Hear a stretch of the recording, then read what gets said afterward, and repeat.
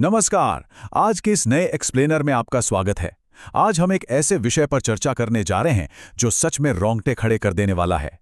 हम बात कर रहे हैं असम के जतिंगा गांव की, जहां होने वाली पक्षियों की मौत की अजीबोगरीब घटना ने दशकों से आम लोगों से लेकर बड़े-बड़े वैज्ञानिकों तक सबको गहरी हैरत में डाल रखा है। तो चलिए इस रहस्यमयी गुत्थी को आज सुलझाने की कोशिश करते हैं। अब इस पूरे रहस्य के केंद्र में जो बात है वो सीधे तौर पर एक ऐसा सवाल है जो किसी को भी चौंका सकता है। आसमान से अचानक बिना किसी वजह के जमीन पर गिरते पक्षी। क्या पक्षी सच में सामूहिक आत्महत्या कर सकते हैं? ये दावा सुनने में जितना डरावना लगता है उतना ही दिलचस्प भी है। आखिर वहां चल क्या रहा है? जरा बोरेल पहाड़ियों की उस घनी कोहरे वाली अंधेरी रात की कल्पना कीजिए। इन पंक्तियों में इस नज़ारे को बड़ी खौफनाक खूबसूरती से पिरोया गया है। As fog comes at moonless night, Jatinga turns into an island of searchlight, and birds appear like ghosts from nowhere. यानी बिना चांद की रात और गहरा कोहरा, और फिर धुंध के बीच कहीं से अचानक भूतों की तरह आसमान से बरसते हुए पक्षी। किसी हॉरर फिल्म का सीन लगता है ना? और आपको जानकर हैरानी होगी कि ये महज किसी छोटे से गांव की कोई सुनी सुनाई भूतों की कहानी नहीं थी। ये बैटलिंग बर्ड फिनोमिनन यानी ये पक्षियों का रहस्य इतना बड़ा और उलझा हुआ था कि 1992 में बाकायदा भारतीय संसद के उच्च सदन राज्यसभा में भी इस पर गंभीरता से चर्चा की गई थी। सोचिए, एक गांव का रहस्य सीधे संसद तक पहुंच गया। लेकिन इन डरावनी कहानियों से एकदम उलट अगर हम जतिंगा गांव की असलियत देखें तो वो बेहद खूबसूरत है। दीमा हसाओ जिले में हाफलॉन्ग शहर से बस 9 किलोमीटर दूर बसा ये गांव खासी पिनार आदिवासी समुदाय का घर है। यहाँ की हरी भरी प्राकृतिक सुंदरता और वादियाँ इतनी मनमोहक हैं कि इस जगह को अक्सर पूर्वोत्तर का स्विट्जरलैंड भी कहा जाता है। तो दुनिया को इस घटना के बारे में पता कैसे चला? चलिए थोड़ा इतिहास के पन्नों को पलटते हैं। 1890 में जेमे नागाओ ने जब पहली बार इसे देखा तो वो घबरा गए।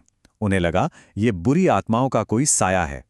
फिर 1905 के आसपास जैंतिया समुदाय के लोगों ने इसे ईश्वर का उपहार मान लिया।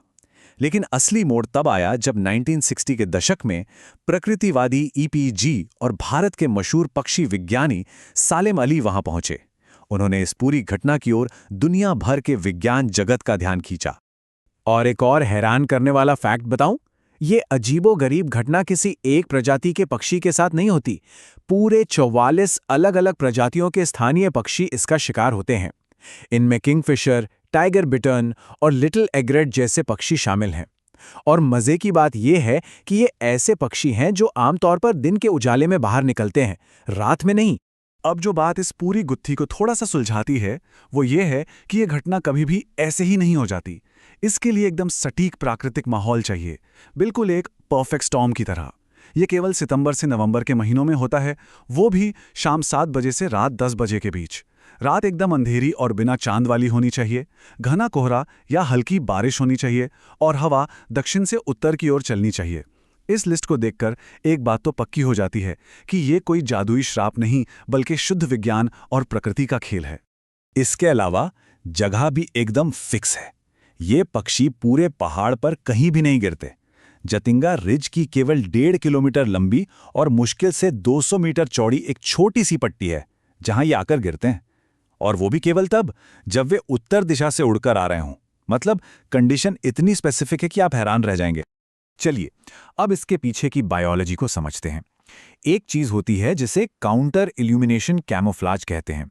सरल भाषा में कहूं तो ये पक्षियों का एक प्राकृतिक तरीका है जिसमें वे अपने शरीर के निचले हिस्से से हल्की रोशनी जैसी स्थिति बनाते हैं ताकि ऊपर के आसमान की चमक में छिप सकें। लेकिन जब वे घने कोहरे में गांव की कृत्रिम रोशनियां जैसे बल्ब या टॉर्च देखते हैं तो उनका ये छलावरण और दिशा ज्ञान पूरी तरह से क्रैश कर जाता है। वे बुरी तरह कंफ्यूज हो जाते हैं। तो अगर हम इस पूरे मामले को एक तराजू में रखें तो एक तरफ वो मिथक है जो कहते हैं कि यह सामूहिक आत्महत्या है या बुरी आत्माओं और अलौकिक शक्तियों का कोई श्राप है, और दूसरी तरफ है ठोस वैज्ञानिक हकीकत जो बताती है कि ये खराब मौसम, आंखों के भ्रम, दिशाहीन होने और सबसे बढ़कर इंसानी दखलंदाजी का एक बहुत ही दुखद परिणाम है। इस पूरी त्रासदी को अगर हम एक चेन रिएक्शन की तरह समझें तो देखिए क्या होता है। सबसे पहले तेज हवाएं उन सोए हुए पक्षियों को उनके घोंसलों से डिस्टर्ब कर देती हैं। घबराहट में वो उड़ते हैं, लेकिन कोहरा और चुंबकीय प्रभाव उनके नेविगेशन को खराब कर देते हैं। ऐसे में अंधेरे में भटकते हुए वे गांव की रोशनी की तरफ भागते हैं, जहां आकर वे पेड़ों या इमारतों से टकराकर बुरी तरह घायल हो जाते हैं। अब यहाँ एक बहुत ही दिलचस्प भूचुंबकीय सिद्धांत यानी जियोमैग्नेटिक थ्योरी भी है। होता क्या है कि मॉनसून के दौरान जमीन के अंदर पानी का स्तर काफी बढ़ जाता है। जब ये पानी वहां की चट्टानों की दरारों के साथ इंटरैक्ट करता है तो वहां के लोकल मैग्नेटिक फील्ड में गड़बड़ी आ जाती है। अब चूंकि पक्षियों के दिमाग में एक तरह का मैग्नेटिक कंपास होता है जिससे वो रास्ता खोजते हैं, ये कंपास ही पूरी तरह से काम करना बंद कर देता है। और इसमें बोरेल पहाड़ियों का जो अनोखा भूगोल है वो आग में घी का काम करता है। ये पूरा इलाका एक बंद कमरे या कैपेसिटी चेंबर की तरह बर्ताव करता है। ऊंचे ऊंचे पहाड़ उन भारी बारिश वाले बादलों और कोहरे को एक संकरी सी घाटी में फंसा लेते हैं। विजिबिलिटी एकदम जीरो हो जाती है और उसी में ये बेचारे पक्षी भी फंसकर रह जाते हैं। अब इस कहानी का एक ऐसा पहलू भी है जो थोड़ा कड़वा है, मानवीय हकीकत। सच्चाई ये है कि पक्षी कभी भी जानबूझकर आत्महत्या करने नहीं आते, वो तो बस डरे हुए और अंधे होते हैं। जब वे रोशनी की तरफ आकर पेड़ों और बांस के खंभों से टकराकर गिरते हैं तो गांव वाले अक्सर गुलेल या लंबे बांस से उन्हें मार गिराते हैं और उन्हें भोजन के लिए पकड़ लिया जाता है। तो ये आत्महत्या नहीं बल्कि शिकार है। लेकिन ठहरिए, सब कुछ इतना निराशाजनक नहीं है। हाल के वर्षों में एक बहुत ही सकारात्मक बदलाव आया है। हमारे वन्य जीव अधिकारियों और पर्यावरण प्रेमियों ने मिलकर स्थानीय समुदाय को जागरूक करने का बीड़ा उठाया है। उन्होंने लोगों को इस घटना का सच समझाया और इसका असर ये हुआ है कि अब शिकार की घटनाओं में भारी गिरावट आई है। यह कंजर्वेशन की दिशा में एक बहुत बड़ी जीत है। और आज की तारीख में जतिंगा सिर्फ एक डरावने रहस्य वाली जगह बनकर नहीं रह गया है। हाफलॉन्ग में हुए हालिया शोध बताते हैं कि कैसे विस्टाडोम ट्रेन कोच की शुरुआत ने इस पूरे इलाके को एक उभरते हुए इको टूरिज्म स्पॉट में बदल दिया है। जो जगह कभी रहस्यमयी मौत के लिए जानी जाती थी, आज वो प्रकृति प्रेमियों को अपनी ओर खींच रही है। अगस्त 2021 में शुरू की गई इन विस्टाडोम ट्रेनों के बारे में सोचिए। पारदर्शी छतें और पैनोरेमिक बड़ी बड़ी खिड़कियां। गुवाहाटी से हाफलॉन्ग की ये यात्रा अब अपने आप में एक अनुभव है।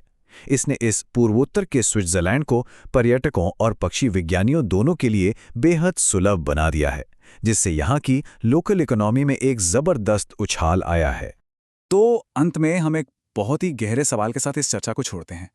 जैसे हमने विज्ञान और समझ के जरिए जतिंगा के सदियों पुराने डरावने रहस्य को आज एक इको टूरिज्म के चमत्कार में बदल दिया है, सोचिए ऐसे और कितने ही स्थानीय मिथक और कहानियां होंगी जो दुनिया भर में फैले हैं और बस इस बात का इंतजार कर रहे हैं कि विज्ञान की रोशनी उनकी सच्ची कहानी को उजागर करे।